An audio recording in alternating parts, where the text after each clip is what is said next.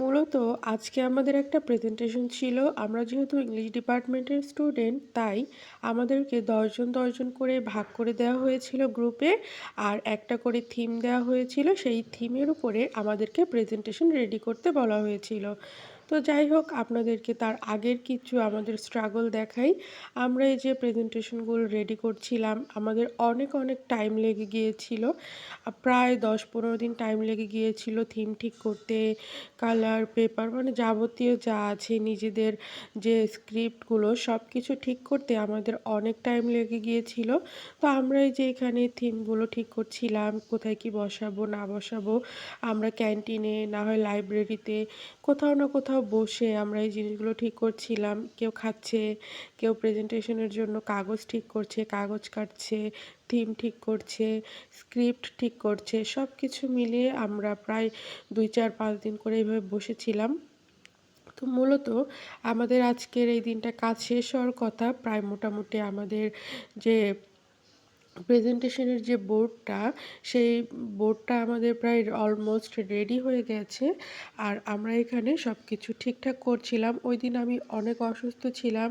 আমার শরীরটা খুবই খুবই খুবই খারাপ ছিল। তারপরেও যেহেতু গ্রুপ প্রেজেন্টেশন, এটা একদমই মিস করা যাবে না। আর সেই জন্য আমি আজকে চলে এসেছি। ছোট ছোট ক্লিপ নিচ্ছিলাম যে হয়তো ভিডিওতে অ্যাড করে রাখবো। এটাই হয়তো পরবর্তীতে স্মৃতি হয়ে থাকবে। ৪ বছর একটা ইউনিভার্সিটিতে আমরা থাকবো। তারপরে কে কোথায় চলে যাব তার কোনো ঠিক ঠিকানা নেই। তো যাই হোক, আমরা এটা শেষ করে তারপরে আমরা একদম ক্লাসে চলে গিয়েছিলাম নেক্সট ডেতে। তো এই যে গ্রুপ, এটা ৩, আমরা ছিলাম গ্রুপ ১। যেহেতু আমাদের গ্রুপ ১ এর ২-৩টা মেম্বার বাহিরে ছিল, এখনও তারা ক্লাসরুমে এসে পৌঁছায়নি, তাই আমরা একটু পরে প্রেজেন্টেশন দিয়েছি। ওরা গ্রুপ ৩ হওয়ার পরেও বেশ ভালো, ১ম এ গিয়ে বেশ ভালো হচ্ছে আপনার প্রেজেন্টেশনটা দিয়েছে। আর এটা ছিল আমাদের প্রেজেন্টেশন। এই যে আমার ফ্রেন্ড, ও হচ্ছে প্রেজেন্ট করছিল গ্রুপের যে থিমটা ছিল সেই থিমটা। আমার আরও একটা ফ্রেন্ড, এই যে বাকিরা বসেছিল, ও হচ্ছে আমাদের গ্রুপ লিডার ছিল। তো ও ফার্স্টে দিয়েছে। তো আমি যেহেতু খুবই অসুস্থ, তারপরেও ভেবেছি যে না, ছোটো ছোটো ক্লিপ যেহেতু নিয়েছি তো এটার নিব। তারপরে আমাদের প্রেজেন্টেশনটা শেষ হয়ে গেল। আমিও প্রেজেন্টেশন দিয়েছি, কিন্তু অসুস্থ থাকার কারণে বেশ ভালো একটা প্রেজেন্টেশন আমার হয়নি। তো যাই হোক, এই প্রেজেন্টেশনের থিমটা আমার কাছে বেশ ভালো লেগেছে। ওদের পোশাক, তারপরে হচ্ছে ওদের যে বোর্ডটা, ওরা অনেক ইউনিক ডেকোরেশন করেছে।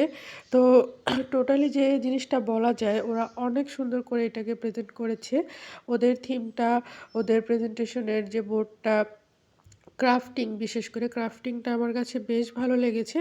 তো সব মিলেই তো আমাদের ছিল আজকের দিনের প্রেজেন্টেশন। যেহেতু এটা আমাদের ১ম প্রেজেন্টেশন ছিল ম্যামের, তো ম্যাম সেরকমভাবে কিছুই বলেনি। সবাইকে অনেক সুন্দর বলেছে, ইন্সপায়ার করেছে, সুন্দর হয়েছে। বিশেষ করে ওদেরটা বেশি ভালো বলেছে, ওদেরটা সবার কাছে বেশ ভালো লেগেছে। তো তারপরেই তো আমাদের প্রেজেন্টেশন শেষ করার পরে বাহিরে বের হয়েছি। আমরা সবাই একটু ফটো সেশন করব। এটা আমার প্রায় ১০, ১৫, ২০ দিন আগের ভিডিও, একটু আপলোড দিতে দেরি হয়ে গেল।